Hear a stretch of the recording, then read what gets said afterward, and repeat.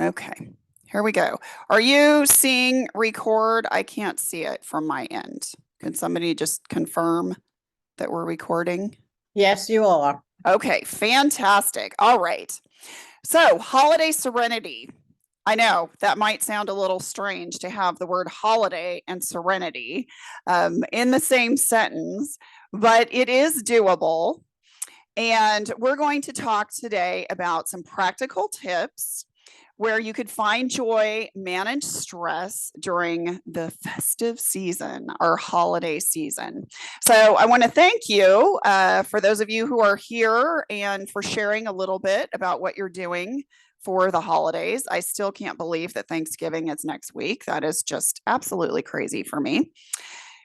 So, what I want to first of all hear from you is what are your holiday stressors? And if you could just unmute, if you're able, and just shout out what are some of your stressors.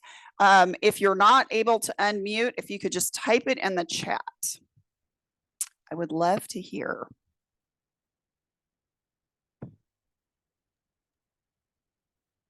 My stresses are thinking about unique but not too expensive gifts, and of course, managing family coming in from different parts of sometimes the globe. Absolutely. And you probably only see them during the holidays, correct? Or most of the time? Mm-hmm. Yeah. For me, it's related to the job search process itself. It's kind of, you can't really enjoy the holiday activities because you think, oh, I should be doing whatever it is I need to be doing to find the next opportunity, to look on LinkedIn for any posted jobs, to be networking with my long list. I mean, whatever it might be, just being busy. Right. I know we keep shitting on ourselves, right? We should be doing this. Yeah. I hear you. I hear you. Very valid. Anybody else? I think my main stressors are time management. With so many things going on during the holiday season, trying to do the gift thing and then making certain you take care of everything for your children and your family. And as they mentioned, the logistics of whether you're traveling there or they're traveling to you, just trying to fit it all in the day without going off, I guess. You try to just make certain that you can manage all of your time for all of the competing priorities that you basically have. I think that's the main thing for me. Okay. These are all great, and I love that they're all different, and we're going to talk about them. Can I add something else? Please. So, as a small business owner too, it's also wondering, what am I going to do that's different that will still appeal to my customers, clients, and prospective clients during the holiday season? That's a really good comment. How do you set yourself apart from others? Yeah, that's a good question. I don't know if we'll be going into that in as much detail, but we'll certainly can talk about it towards the end.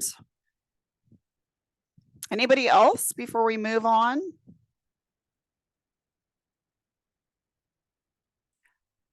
All right. So let's start with, again, nothing that is that uncommon that you have probably heard before. So I want you to think of diet in terms of thinking of your non-negotiables this holiday season. And you might have a particular favorite that you only have at this time of the year. And what I want to get across here is I am not telling you what you can and cannot eat. That's not this type of call. But what I want to bring awareness to is that when we are stressed, our body overproduces cortisol, which can lead to weight gain just by itself. And then also when we have elevated cortisol, it can cause cravings for high fat, high calorie foods. So it's kind of a double-edged sword there, because what kinds of foods are prevalent during the holidays? High fat, high calorie foods.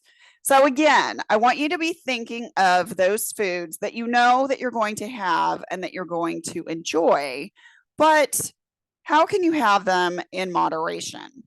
Now, here are some tips, and then I want to hear some of the tips that maybe you have tried in the past that have helped you kind of be managing your consumption of tempting treats, so to speak. So don't go to parties hungry. How many of y'all have heard that before?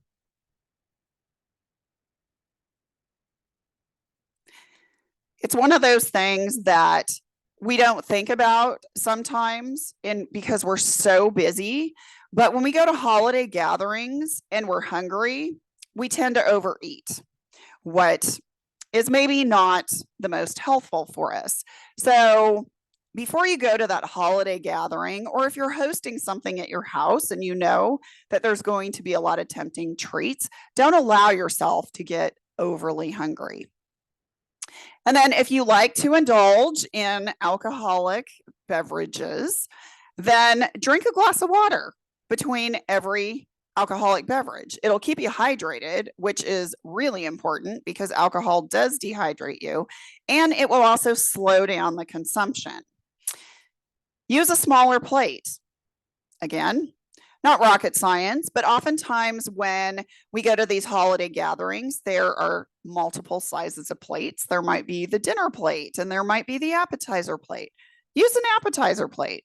You can always go back for more if you want, but use a smaller plate and focus on those foods, again, that maybe you don't get as often, those things that are really a treat for you, and save, room for those, and maybe things that you have more often, maybe it's something that you can put aside. And then if you're hosting, send temptations home with the guests. Don't keep them in your house. If I have an event at the house and there's a lot of tempting sweets, because I'm a sweet lover, I always make sure it goes home with everybody, because I'll just eat it. I'll just eat the whole thing and then I'll feel miserable. So what are some other things that maybe some of you have tried to help you maybe manage those temptations? And feel free to put it in the chat, or you can just speak up. Love to hear you. Want this to be interactive.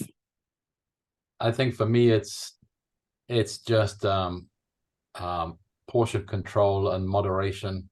If you kind of abstain completely, then you feel like you're missing out. So just kind of take a small bite or take a half a portion or whatever, so that you don't, you can still enjoy it, but it's just much less.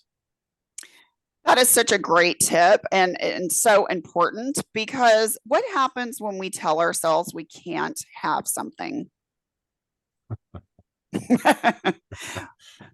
We You want want it it even more, more. it seems like. Of course. If you can't have it. Right. That's all we think about.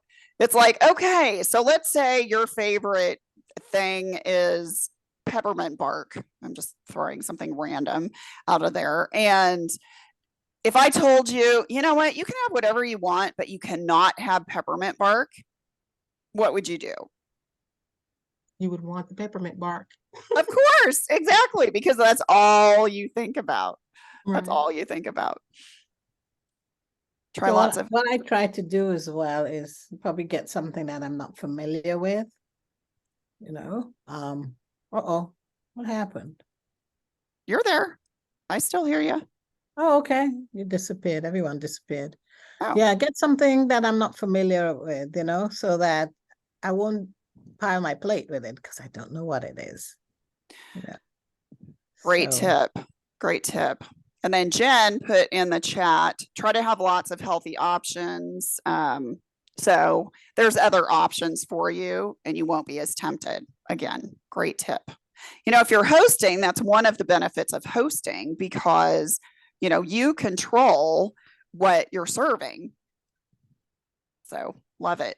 Love it. All right, let's move on. So now we're going to talk about activity.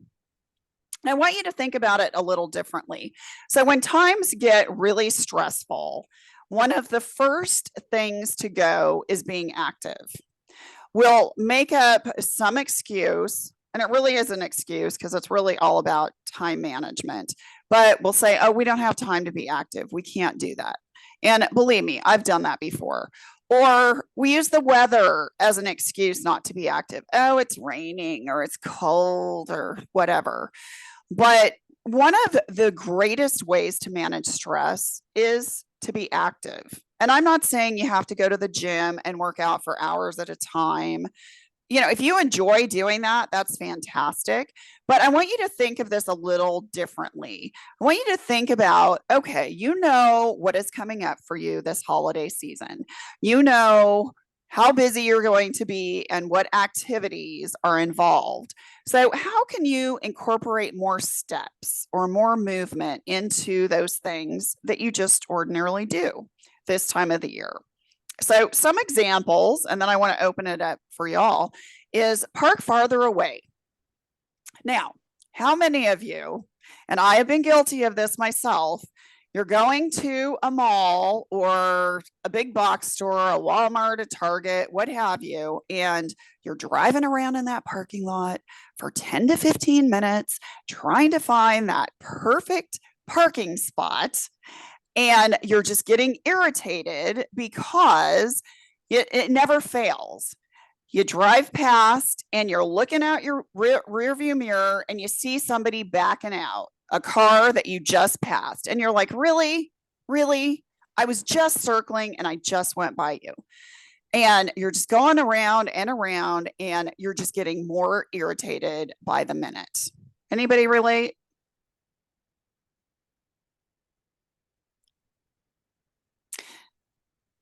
Okay, that's okay if you don't want to admit it, because I bet you have had that experience.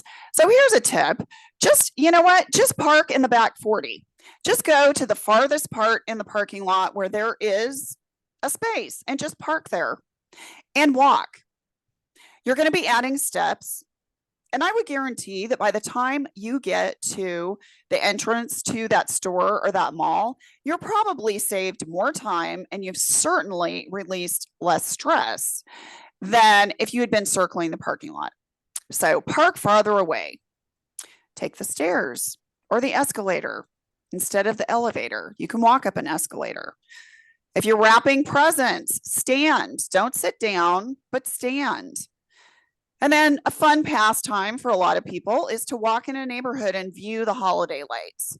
So again, these are just some ideas. What are some other ways that you could incorporate more steps throughout your day in the things that you're going to be doing this holiday season? And just shout it out or put it in the chat.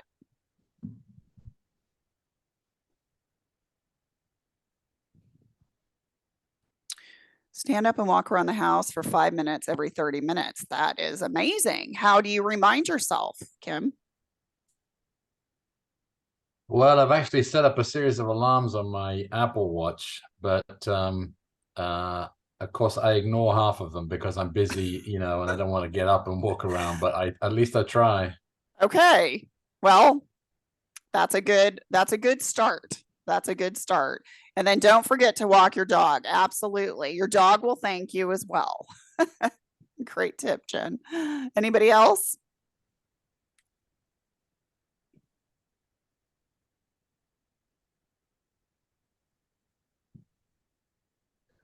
All right.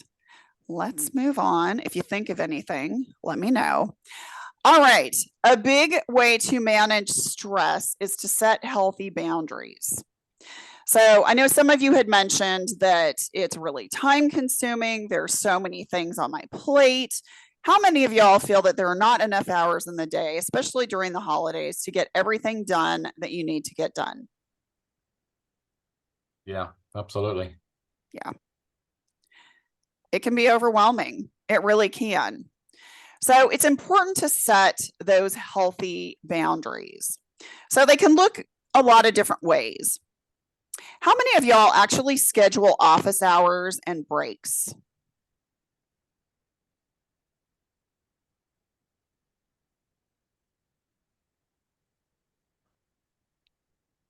Kind I of not really. Working from home is kind of a gray areas. Okay. Yeah, I agree with Kim. I was just about to say that because you work from home, everything is so fluid. Mhm. So, yeah, that's something I don't do very well. What happens when you do set office hours or a scheduled break? Does that impact anything when you do that? You end up taking it sometimes.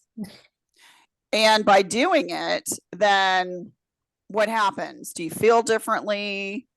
Are you more productive? Clear-headed. Yes, Yeah. definitely. So I understand if, meetings come up, especially, when you're an entrepreneur, or even if you're in corporate, it can be challenging, but if you don't schedule it, you'll never take it.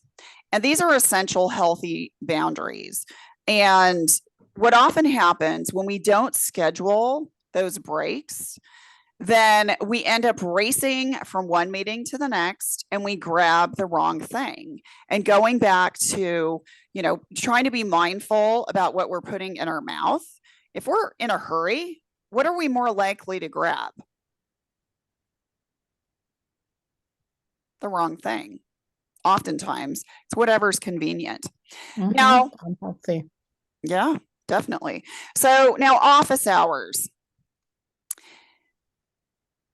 When you don't set office hours, this is what you're telling people is that you are accessible 24/7 and that people can text you, they can email you, they can call you at whatever time is convenient for them. How does that make you feel?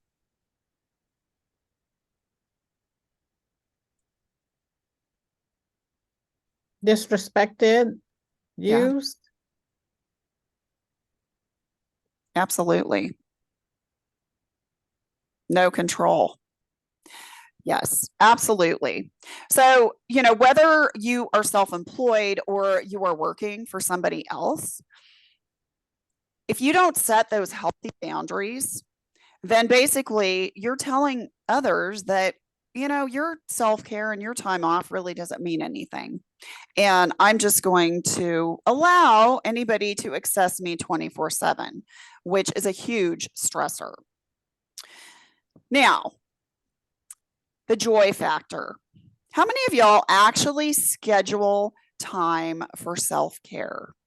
And self-care is, again, those things that we often take for granted. It doesn't mean that we have to set aside a whole day to, if you like to play golf, to go play golf or to go to a spa or, whatever it is. If you can do that, absolutely, that's fantastic. But it's really finding enjoyment in those things that we take for granted. And I listed some of them here. It's like if you enjoy a bath, when's the last time you took a bubble bath? I mean, that's a great way to relax. Or a hot shower. If you're stressed, it's very relaxing. Or if you enjoy reading or listening to audiobooks, when's the last time you really allowed yourself time to read something for enjoyment, not just for education, which I know most of the books that I read are self-development books, and that's okay. But, when is the last time that you actually read something? And it could be a blog post that you really just loved for enjoyment. And then watching your favorite holiday movie. There's so many fun ones out there.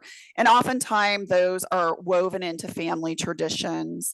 And that's a great way to kind of escape, I guess. I don't want to say escape from reality, but to kind of leave, the everyday stressors aside. Listening to music, whether it's, Christmas music, or I should say holiday music, or if it's just any kind of music that you enjoy. And then going for a walk, again, get those endorphins moving, or enjoying a favorite cup of tea or hot cocoa. So I want you to think about something that brings you joy that you don't do that often, and scheduling that time to do it. My coffee ritual in the morning, I love coffee, and it's like a meditative experience. I'll be honest. I have this mug that I absolutely love. It's this beautiful pottery mug with a big sunflower on it, and it's got this amazing texture, and it's warm, and it just feels really good. And it makes me happy. So I allow myself that time in the morning to enjoy it. You listen to the new Britney Spears book. It was really sad.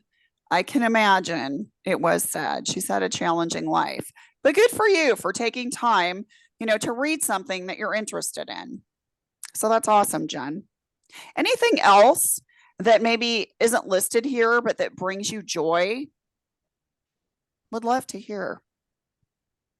I've been thinking about, scheduling office hours and breaks and that. And I guess the first thing that cropped to my mind was, oh, well, have a fixed schedule.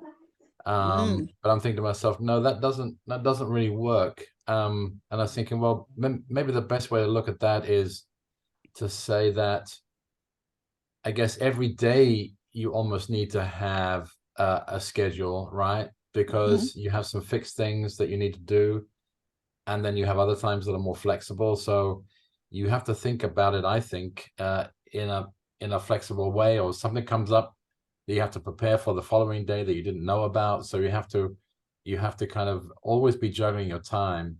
So, but I think what you're getting at is you have to have a structure to it rather than just be reactive. You have to kind of set a schedule that you control. Excellent point. And that is so true, because if you don't set a schedule, oftentimes it doesn't happen.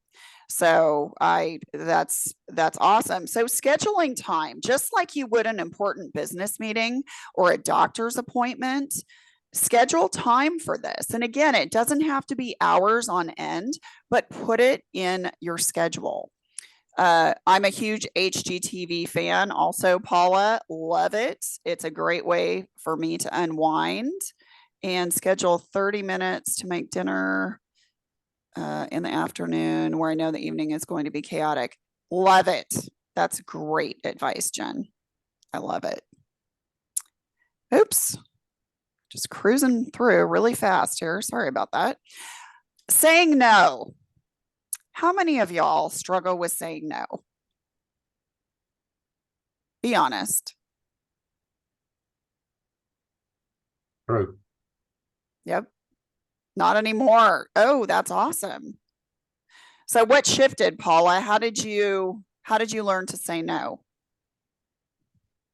I gave no a different acronym. I mean, instead of it just being, I've heard a lot, no is a complete sentence, but I also took it as new options. So there are other options for me other than what that person or people are suggesting that I do, because holidays can be pretty stressful with a lot of invitations. And so I just think of all the other options that would be better for me if I do not, and I don't want to say inconvenience, that's probably not the word, but if I do not commit to a certain invitation. I love that. And can I use that term, no means new options?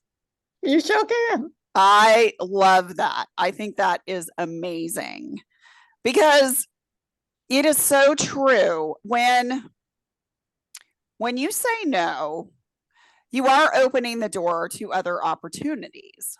Now, another way of looking at that is, if you struggle with saying no and you're always saying yes, by always saying yes, you are inadvertently saying no to something else. And what you're inadvertently saying no to can often be more important than what you're saying yes to, which could be, your fourth holiday gathering in 1 week. And that prevents you from spending, time resting and recharging for yourself or spending time with family, whatever it might be. But if by saying yes to something, it is stressing you out, then you have to say no. You have to say no. And if you're thinking, but I've always done this, I have to do it. So let me tell you, a client of mine, actually every year, she loves to bake. She's a huge baker, and baking just brings her joy, but not because she feels that she has to do it. It's because it's enjoyable and it's fun. So often at the holidays, she would bake these amazing cookies and specialty treats and then mail them off to people. Well, she and her husband are going to Austria throughout the holidays, and they have a lot going on. They're going to be gone for 3 weeks. And she's like, I'm like so stressed about doing this. And I said, well, if you're stressed about it, are you going to enjoy making those holiday treats? And she's like, no, I'm not. I'm like, well, then don't do it. Well, I always do it. Okay. Is the world going to come to an end if you don't do it this year? No, it's not. So it's really evaluating. If something isn't bringing you joy and is just really creating dread and stress, you have got to say no. And, in her case, if friends or family members say, oh, I really miss that you didn't do this, be honest. We were going out of the country and just didn't have the time this year. What are they going to say? Well, how selfish is that? Of course, they're not going to say that. So again, think about what you were saying yes to. Is it causing you undue stress? Then you have to say no. All right, let's move on. Now, stress avoiders, things to avoid to manage your stress. Those negative influencers in your life. So these could be people, they could be certain tasks, they could be environments. If being around certain individuals in certain environments or doing certain things is creating unnecessary stress, then you need to either remove it or eliminate exposure. Now, if it's a family member or, a close friend or somebody that you work with, you can't just remove them from your life, but you can certainly limit your exposure. And the key is when you know that you're going to be in that situation with them, then it's making sure that you're in the most positive frame of mind that you can be in, because they will start to drain you of your energy. So being in that positive mindset will help, and then limiting exposure, kind of getting in and getting out. And I'm going to share with you shortly some techniques of how you can really create that positive mental charge. Social media and the news, they can certainly be addictive, but at the same time, they can suck the life out of us. So just be mindful of what you're watching. And if it is preventing a lot of, or if it's causing, I don't know why that happened, if it's causing a lot of stress, then just disengage. I haven't watched the news in years. Let go of perfectionistic tendencies. Are there any perfectionists here? Anybody feel you have to do things perfectly? Yes. Yeah. The thing is, we will never be perfect. We can strive to be our best selves, which is okay. But if it's putting unnecessary stress on us, we have got to let it go, because really, people don't even notice. It's pressures that we put on ourselves that just cause this unnecessary stress. So, if it's your expectation that, oh, I have to have the holiday decorations up by a certain time, and oh, they have to look beautiful. And if I send holiday cards, then oh, they have to be completed by this date. And maybe you're a baker as well. And oh gosh, I have to have all these done before the family comes. Well, no, maybe you do them together collectively as a family.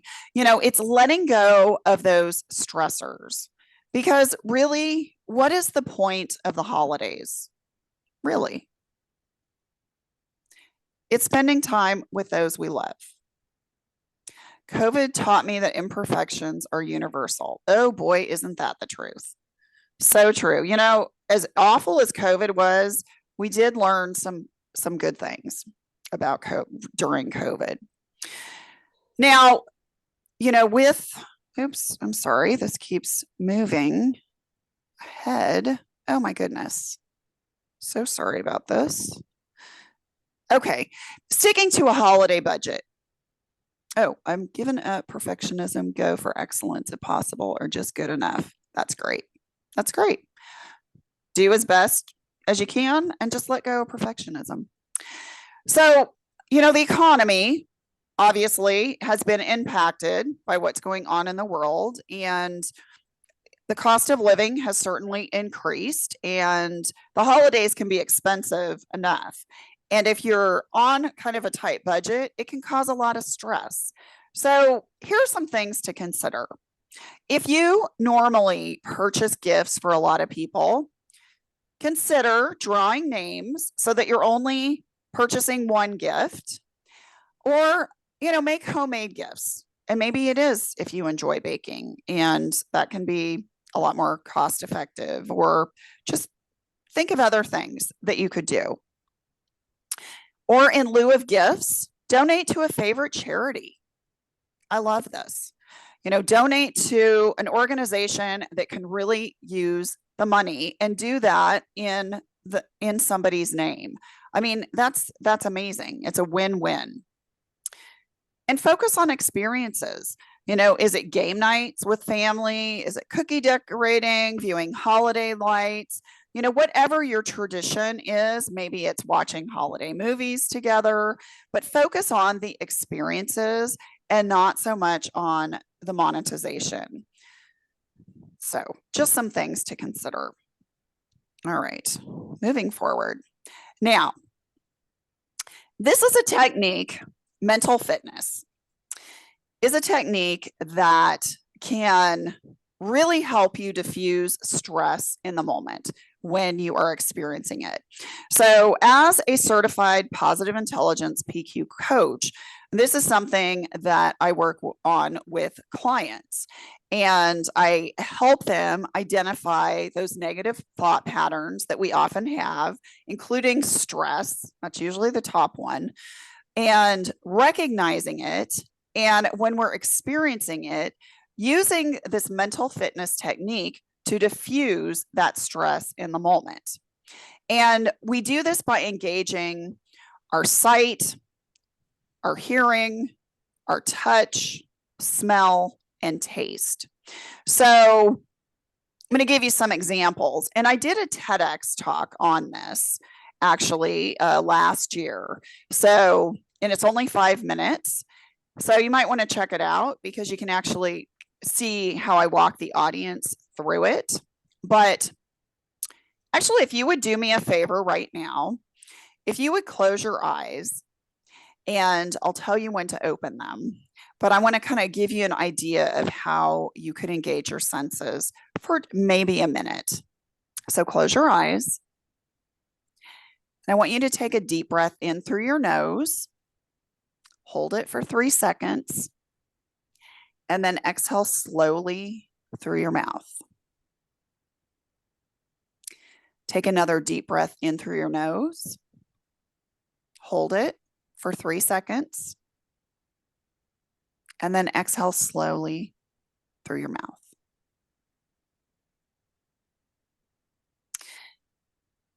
What I'd like you to do is to notice how your body feels occupying your seat. So if you're seated, in a chair, where is your back resting on the back of the chair? And how does your butt feel in the seat? Where are your legs hitting the seat of the chair? And where are your arms? Are they on armrests? Are they in your lap? And your hands, are they folded? Are they crossed? Maybe you're rubbing them together. Does your body feel heavy? Is it relaxed? Are you holding any tension in your body? If your shoulders feel like they're up close to your ears, just roll them down. Just roll them down. And just move your head around, move your neck. Just move it around. Now I want you to notice your feet. And if you're standing or seated, notice your feet on the floor. Notice the different pressure points on your feet. And then wiggle your toes. Just wiggle your toes. Try to find all your toes. And then with your eyes still closed, I want you to take both hands and I want you to just slowly rub the palms of one hand against the palms and fingers of the other hand.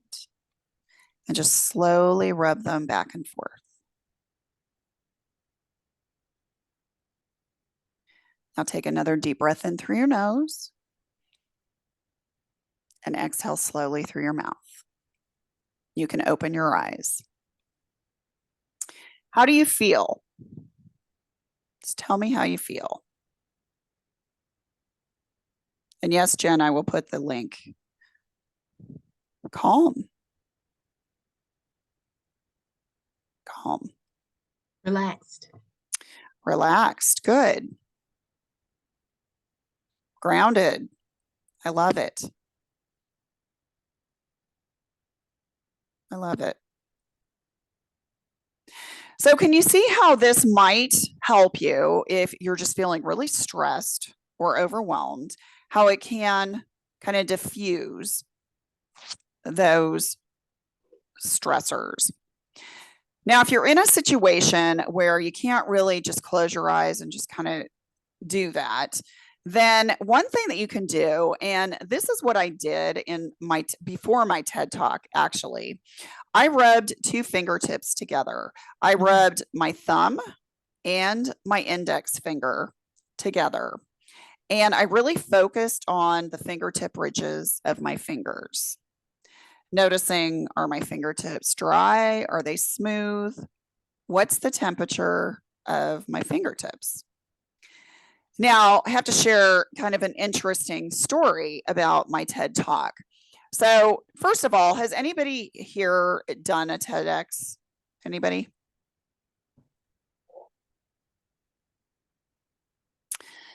No. Okay. So what they do is they take you into the green room and they mic you up and test the microphone. So my group, there were 19 of us, and all of our TEDx's were about 5 minutes in length. So took my group in, and I had been rubbing my fingers together and doing breathing exercises. So I felt in a really good headspace.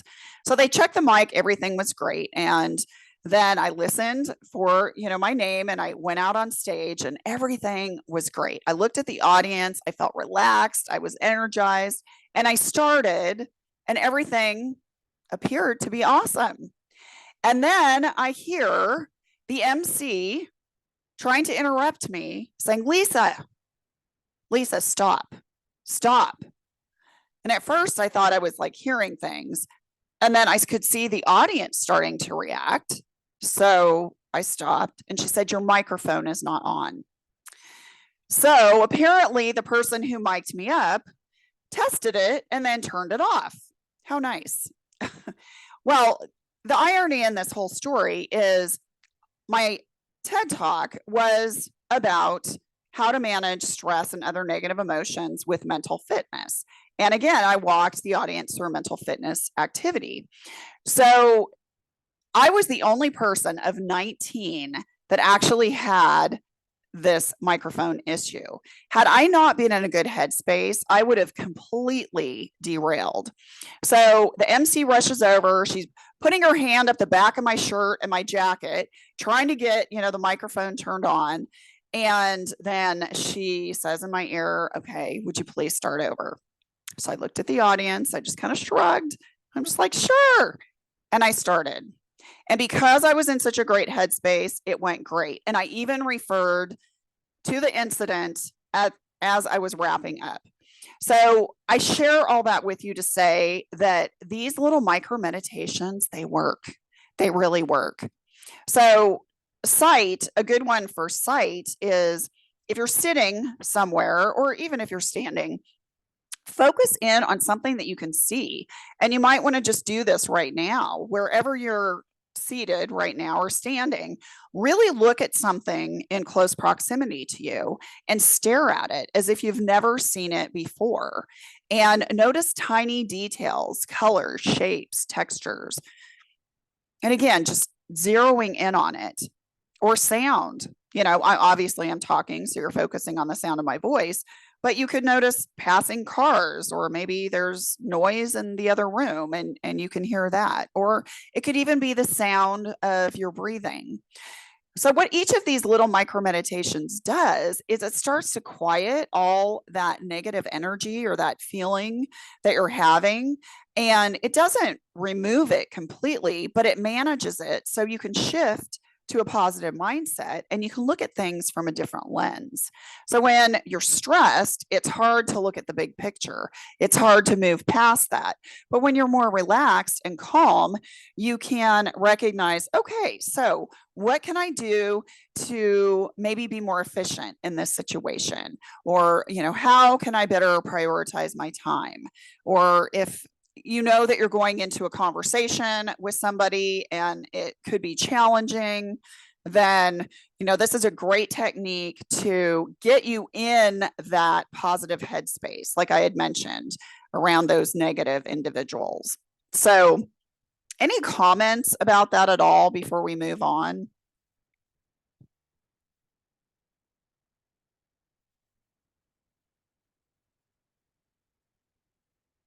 Love it. Awesome. Good. I'm glad you found it beneficial. All right. So what I would love for you, and we have the time, and I promise we're going to be done at the top of the hour or a few minutes before. If you would do me a favor, if you would quickly scan this QR code and do a quick 1 to 2 minute survey. And I'll give you the time right now before I give you a call to action. So what this survey will do is it will provide me with feedback regarding this presentation, what you liked, maybe what you didn't feel was that beneficial, what you'd like to hear more of, maybe what you could do without, ways to improve. So I would really appreciate your honest feedback. And as a thank you for that, you are going to get a copy of a workbook, which actually pairs with my best-selling book, which I'm going to talk about in just a second. But this workbook will actually help you, especially as we go into the new year, help you formulate a vision for your future, kind of what you want to achieve in the upcoming year and actually ultimately in your life. And how do you create that vision statement? And then how do you set those goals that stick, those goals that you can achieve? So I'm going to give you 1 more minute, if you could do this, and then we'll wrap up. So please do this.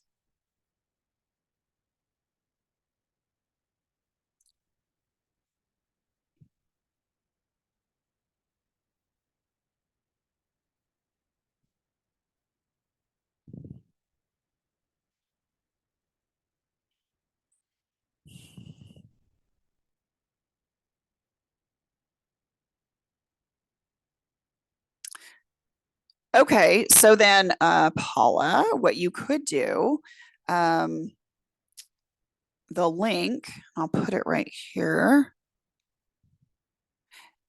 When we're finished, if you go to this link, you can then access the survey and put in the code workbook in capital letters. And I just put the link in the chat. Okay, just saw it. Thank you. Yep, right above you. Yep.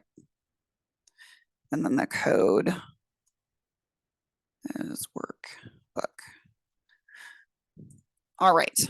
So we're going to move on. If you're still completing it, great. All right, let's move. Why is this not working? Okay, so quickly, my book. And my book actually really kind of takes a lot of the things that we talked about today to a much deeper level. And there's also a lot of other good information in there about mindset and what you can do just to manage stress and to live your best life. So I wrote this book last year, and it integrates my journey of reaching burnout after a 26-year career in the corporate retail sector, and how I moved past an incredibly difficult time in my life where I was unhealthy. I was 65 pounds overweight.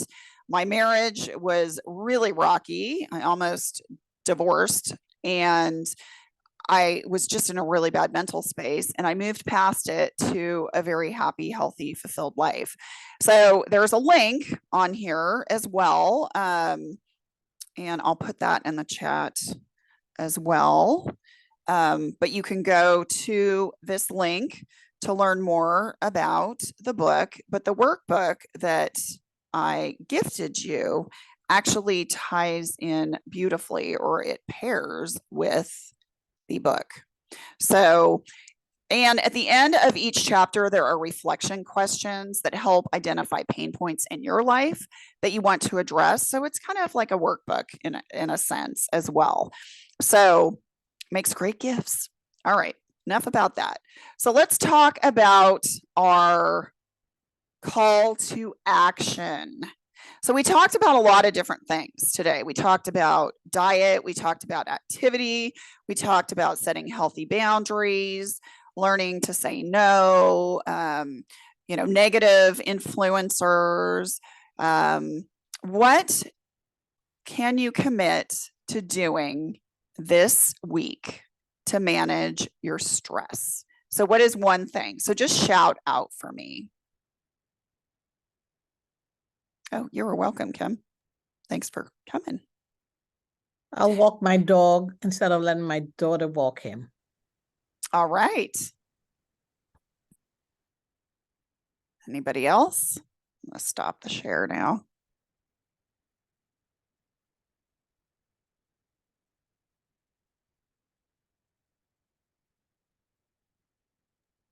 I think I can pre-plan my days, and that way I not have the problem with the time management. If I know what I'm setting aside the time for, I think that would make things a bit more manageable. And those things that I don't have time for, just have no problem saying no, as you mentioned. I love it. I love it. And then what is one thing that each of you will do that just brings you joy? Again, it's those little things that we often take for granted. How will you incorporate some joy this week? What will you do?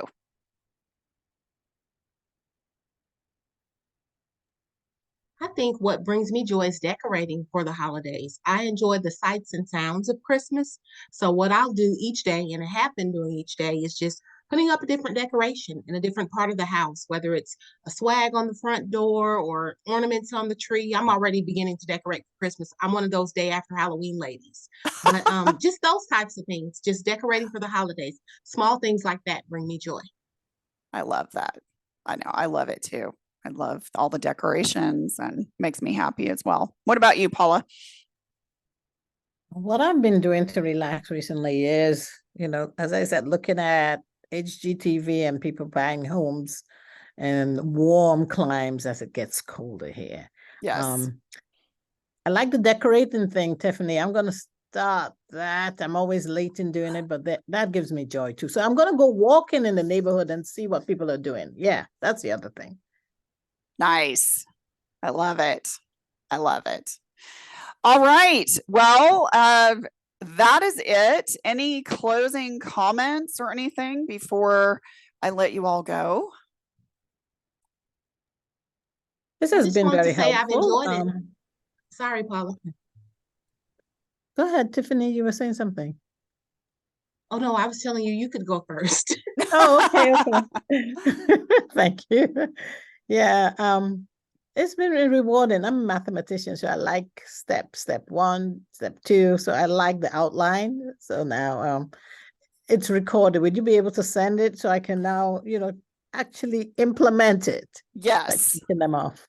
Yes, I am going to actually email, I'll email I'll actually put it in the event. I'll put the link to the recording in the event, and I will also post the PowerPoint presentation. And then I will, if I can get everybody's email address, I can email it to you as well, if that would help. And I know a lot of people popped off already, but hopefully I can get their email address. So yeah, if you just want to put your email in the chat real quick, and then I will let you go. Thank you, Lisa. I'm putting mine here. Great. Awesome.